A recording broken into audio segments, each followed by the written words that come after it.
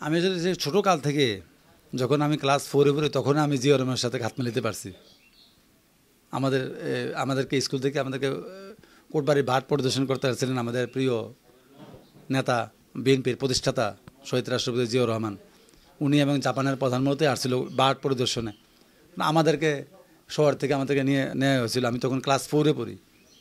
তখনই আমার সাথে এসে হাত মিলেছে। আমরা লাইনে দাঁড়ানো ছিলাম, উনি নেমে হাত মিলেছে। তখন থেকে ওনার প্রতি একটা আকৃষ্ট, বিএনপির প্রতি আকৃষ্ট। এবং ওই সময় দেখা যায় আমি যখন স্কুলে পড়ি, ছাত্রদলের কোনো মিছিল মিটিং গেলে আমি লাভ দিয়ে নেমে, রিক্সা থেকে লাভ দিয়ে নেমে তাদের সাথে অংশগ্রহণ করতাম। হয়তো বা অনেকে চিনতো না, মিছিল কেটে আবার বাসা চলে যেতাম। যখন এসএসসি পাস করছি তখন আমাদের প্রিয় নেত্রী দেশনেত্রী বেগম খালেদা জিয়া 1986 সাল তখন আমাদের কুমিল্লা টাউন হল ময়দানে আসছে। আমাদের বন্ধু সহ, আমাদের কেউ বলও নাই, আমাদের এলাকার বন্ধুরা সহ আমরা প্রায় 25 থেকে 30 জন হবে। আমরা সবাই নিজেরা হেঁটে আমরা এই মিছিলে মিটিংয়ে অংশগ্রহণ করি। এবার 86 সনে এসএসসিতে কুমিল্লা সরকারি কলেজে ভর্তি হইলাম। এসএসসিতে ভর্তি হয়ে তখন আমাকে ফার্স্ট ইয়ার বিজ্ঞান বিভাগের সভাপতি নির্বাচিত করা হয়। এই তখন থেকে সরাসরি জড়িত রাজনীতি, মিছিল, মিটিং, এরশাদ বিরোধী আন্দোলনে সরাসরি জড়িত ছিলাম। 90 সনে আবার কুমিল্লা সরকারি কলেজের সাধারণ সম্পাদক আমাকে দেওয়া হয় দল থেকে। আমি সাধারণ সম্পাদকের দায়িত্ব পালন করি কলেজ শাখার।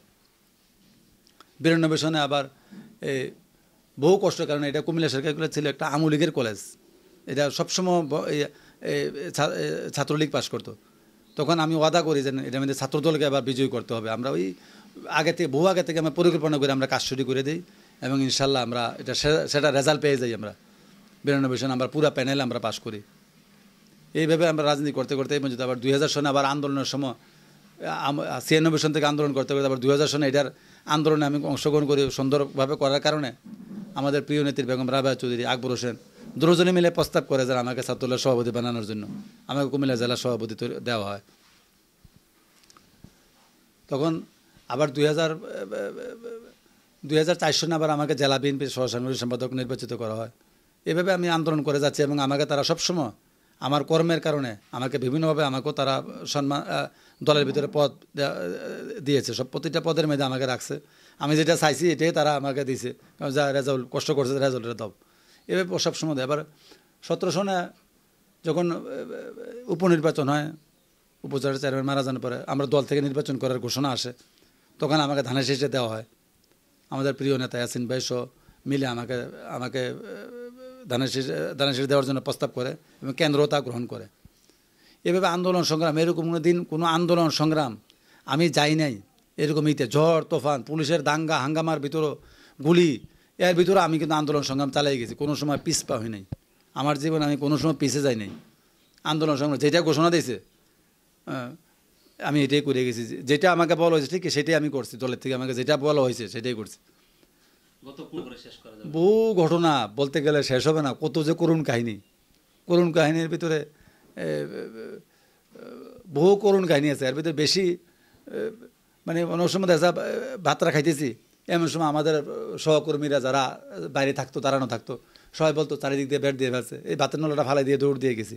আর ওই দিনকার খানা আর হয় নাই, চলে গেছি একটা জায়গায় চলে। কারণ অ্যারেস্ট হয়ে যাওয়া গেলে তো আন্দোলন সংগ্রাম শেষ। এই জন্য নিজেকে আন্দোলন করার জন্য আমি আড়ালে চলে যেতে হয়েছে। এবং আমি এলাকা থেকে কখনোই যাই নাই। আমি এলাকাতে ছিলাম। যত চেষ্টা করছে বহু পুলিশ, ডিবি চেষ্টা করছে আমাকে ধরার জন্য, আমাকে কিন্তু আমার এলাকাতে আমাকে নিতে পারে নাই। কারণ এই এলাকার মানুষ সবাই আমাকে ভালোবাসে এবং আমার এলাকার লোকজন সবার সাথে, আমিও তাদের সাথে তারা পছন্দ করি। প্রতিটা সংগ্রামে তারা আমার সাথে সাপোর্ট দিছে।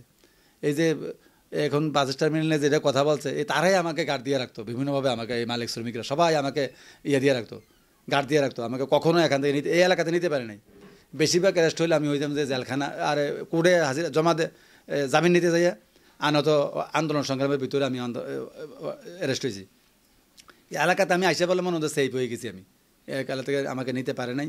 বহু করুণ কাহিনী আছে। এর ভিতরে যতবার আসছে এখানে পুলিশ এসে গুলি করে আমাকে ধরার জন্য আতঙ্ক সৃষ্টি করে আমাকে নেওয়ার জন্য চেষ্টা করছে, কিন্তু পারে নাই। প্রতিবারে এখানে এসে গুলি করতো। একবার ডিবি এসে গুলি করতো, একবার বিডিআর এসে গুলি করছিল ইলেকশনের আগে। বিডিআর এসে গুলি করছে, কিন্তু আমাকে এখান থেকে নিতে পারে নাই। আমার বাবা জানো না কোরআন কারিমেতে একটা বেশি এখনও পীড়া দেয় আমার ভিতরে। যখন 15 সনের আন্দোলন সংগ্রাম চলছে, তখন এই শাসনকাল বাদশাহ মিলে এমপি এবং এসপি সাহেব আইসা এখানে মিটিং করে ঘোষণা দিয়ে গেছে আমাকে এবং আমার ভাইকে ক্রস ফায়ার দেওয়ার জন্য। তখন আমার বাবা রিটায়ার করে আসছে, 99 সনে উনি রিটায়ার করছে কুমিল্লা শিক্ষা বোর্ড থেকে। তখন আমার বাবাকে আইসে সবসময় বসে থাকে, আইসে পুলিশ ডিবি আইসে বলতো যে আপনার ছেলেদেরকে যেখানে পাওয়া যাবে এখানে গুলি করার অর্ডার হয়ে গেছে। তখন আমার বাবা এই ধুক্ত করতে করতে, এটা নিয়ে চিন্তা করতে করতে, আমরা তো আন্দোলন সংগ্রাম করেই যাচ্ছি, এর ভিতরে হঠাৎ করে আব্বা স্ট্রোক করে বাসাতে মারা যায়। এটাই সবচেয়ে করুন, মানে ওনার একটা যে কিছু করব, জানাজা তো বহু কষ্ট করে আমরা জানাতে অংশগ্রহণ করছি আমরা ভাইরা, কষ্ট করে। কারণ এখানে যেখানে ক্রসফায়ারের হুমকি আছে, এখানে এর ভিতরে আমরা এই জানাজাতে অংশগ্রহণ করতে হয়েছে। মানে এটাই সবসময় পীড়া দেয় আজকে আমাদের জন্য আজকে আমার বাবা এভাবে চিন্তা করতে করতে মারা গেল এই ক্রসফায়ারের কারণে। একটা বাবার কাছে সবচেয়ে বড় মূল্য তো আমরা সম্পদ। আমাদেরকে যদি ক্রসফায়ার হুমকি দেওয়ার পরে, তো উনি আসলে খুব বেশি মনে কষ্ট ভাইয়া উনি আস্তে আস্তে নিস্তেজ হইয়া স্ট্রোক করে ফেলে। এটাই সবসময় মনে পড়ে। এখন তো আল্লাহর রহমতে এই ছাত্র জনতার তাদের প্রতি কৃতজ্ঞ, যারা শহীদ হয়েছেন আজ তাদের এই শহীদের রক্তের বিনিময়ে আজকে আমরা মুক্ত বাতাস।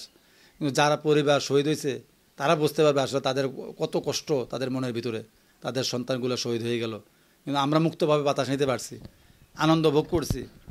ওই পরিবারগুলো খুব কষ্টের জীবনযাপন করছে। যেমন আমরাও একটু আমার বাবার কথা মনে হলে যেরকম লাগে, তাদের পরিবারও তো এরকম লাগতেছে। এই কষ্টগুলো তাদেরও লাগতেছে, আমি নিজে অনুভব করি। আল্লাহ তাদেরকে সেই সুখ সইবার ক্ষমতা দান করুক, এটা আমি আল্লাহর কাছে দোয়া করি। রাজনীতি নিয়ে ভবিষ্যৎ পরিকল্পনা কি? রাজনীতি তো আমার করতেছি, সবাই তো একটা লক্ষ্য নিয়ে করে। আমার লক্ষ্যই ছিল দল, আল্লাহর রহমতে দল যদি এই শেখ হাসিনা মুক্ত হয়ে দল আমাদের ক্ষমতা আসুক।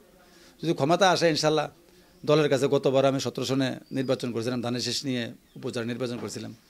আমি ইনশাল্লাহ নির্বাচন করার জন্য আমি চাবো। যদি দল নমিনেশন দেয় তাহলে আমি ইলেকশন করব, আর দল না দিলে তো নাই, যাকে দেবে তার সাথে কাজ করব। কারণ আমার দলের বিরুদ্ধে কোনো বিদ্রোহ নাই, দল যেটা ডিসিশন নেবে আমি সেটাই মানি। এবং আমি বিগত দিনে সবসময় আমি দলের যেটাই ডিসিশন দিয়েছে সেটার পক্ষে আমি কাজ করছি। এখানে কোনো ইয়ে নেই, আমার আবেদন থাকবে, আমার আকাশ পরিমাণ চাহিদা থাকবে, এই চাহিদা দল পূরণ করতে পারবে না। যেটা দিবে ডিসিশন সেটার জন্য আমি কাজ করে যাচ্ছি। আগামী যত হয়েছে আমি সবগুলো মেনে কাজ করছি। আগামীতে ইনশাল্লাহ করে যাব দলের জন্য, যেটা ডিসিশন দেবে। যারা আপনার বিরুদ্ধে এই অপপ্রচার চালাচ্ছে তাদের প্রতি কি বলবেন? তারা আসলে এটা অপপ্রচার চালাচ্ছে, এগুলো আসলে সব ধরা পড়তেছে, এগুলো সব দলীয় ফোরামে জানাবো। একটা চক্র, আওয়ামী লীগের চক্রের সাথে মিলে এগুলো একটা চক্রান্ত করেছে। আওয়ামী লীগের চক্রান্তের সাথে আওয়ামী লীগের যারা আছে কিছু, আবার আওয়ামী লীগের সমর্থন করেছে কিছু সাংবাদিক, তাদের সাথে মিলে একটা চক্র করতেছে আমার বিরুদ্ধে। এটা আসলে একটা জনপ্রিয়তার কারণে আমাকে সবাই পছন্দ করে। এই উপজেলার প্রত্যেকটা মানুষ, দলীয় নেতা কর্মী, তাদের সাথে সবার সাথে কাঁধে কাঁধ মিলে আমি আন্দোলনে অংশগ্রহণ করছি। সবাই আমাকে পছন্দ করে, এটা একটা কাল হয়ে দাঁড়াইছে। এটা অনেকে সহ্য করতে পারতেছে না, তাকে কীভাবে করা যায়, তছনছ করে দেওয়া যায়, অপবাদ দিয়ে তাকে কীভাবে এখান থেকে সরানো যায়, এটা একটা চেষ্টা চলছে। ইনশাল্লাহ অচিরেই সেটা এরা ধরা পড়বে কারা করছে। এগুলা সব কাজ চলতেছে। ইনশাল্লাহ অলরেডি 70% কাজ আগে হয়ে গেছে। ইনশাল্লাহ আর 30 ভাগ আসলে 100% হয়ে যাব। কে করছে এগুলো প্রমাণ সহ ইনশাল্লাহ আপনাদের সামনে প্রকাশ করবো ইনশাল্লাহ। ওকে, ধন্যবাদ।